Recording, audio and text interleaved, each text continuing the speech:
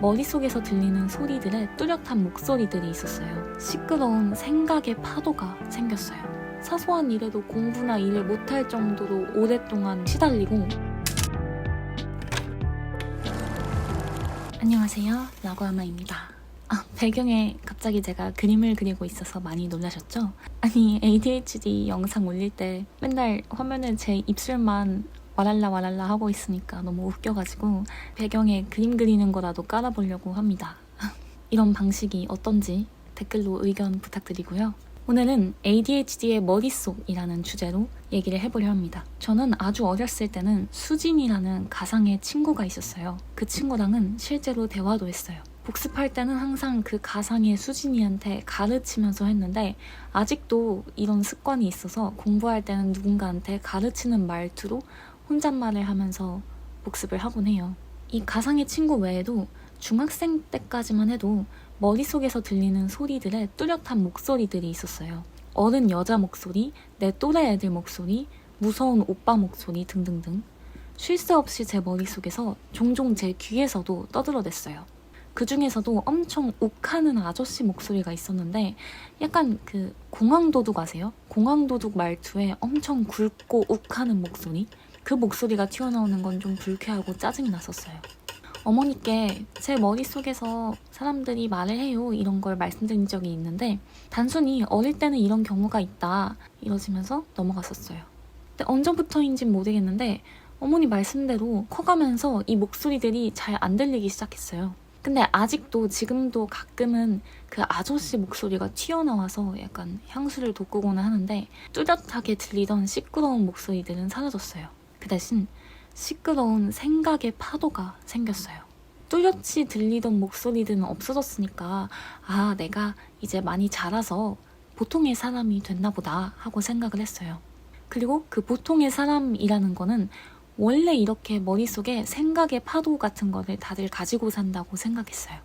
예를 들어 누가 무슨 생각해? 라고 물어보면 아무 생각이 없다고 대답을 해요.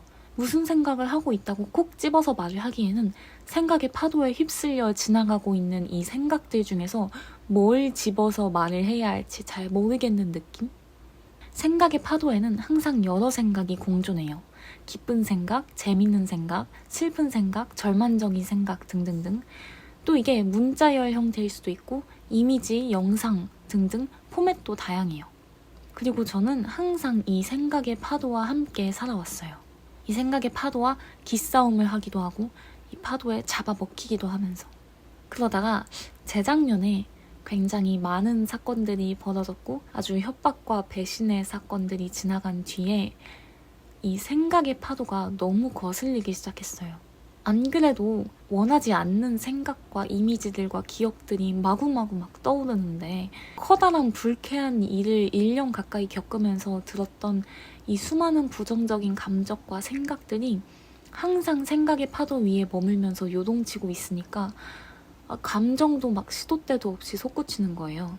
그래서 머릿속에서 이 생각의 파도를 꼬깃꼬깃 접어서 어딘가에 넣어보려고도 하고 이 넓은 파도의 표면을 이렇게 넓게 막 억눌러 보기도 하고 이 생각 조각이 못 빠져나오게 노력했었어요.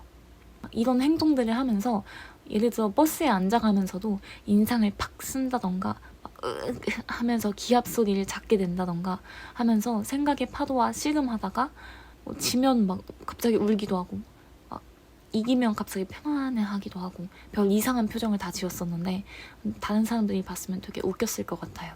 사실 지금도 종종 이러긴 해요. 아무튼 그렇게 생각의 파도를 누르는 훈련을 스스로 엄청 했어요. 누르고 살 수도 있게 되었었는데 잠깐이라도 긴장을 늦추면 어디선가에서 톡 하고 생각이 튀어나와서 와르르르르 감정의 파도에 휩싸이고는 해요.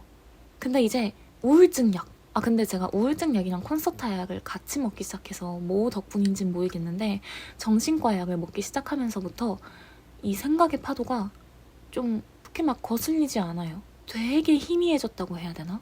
근데 문제가 있어요. 문제가 잡생각만 안 떠오를 뿐만 아니라 그냥 생각 자체가 잘 안 돼요. 뭔가 학업에 필요한 생각들이 있잖아요. 아니면 코딩할 때 필요한 생각이라든지 뭐 이런 생산적인 생각도 잘 안 돼요.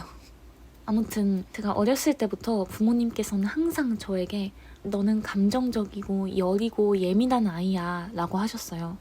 왜냐면 사소한 일에도 감정이 솟구치고 사소한 일에도 공부나 일을 못할 정도로 오랫동안 시달리고 쉽게 과거에서 벗어나지 못하고 이러니까. 근데 이런 것도 어쩌면 이 생각의 파도 때문이 아니었을까 싶어요. ADHD 환자들이 다 증상이 제각기 다르기 때문에 제 이야기를 공감하실 ADHD 분들이 없을 수도 있어요. 없을 수도 있는데 아무튼 저는 이런 머리를 가지고 살아왔습니다. 오늘 영상은 여기까지고요. 오늘 영상도 시청해주셔서 너무너무 감사드리고 다음에도 재밌는 이야기 들고 찾아뵙겠습니다. 안녕히 계세요.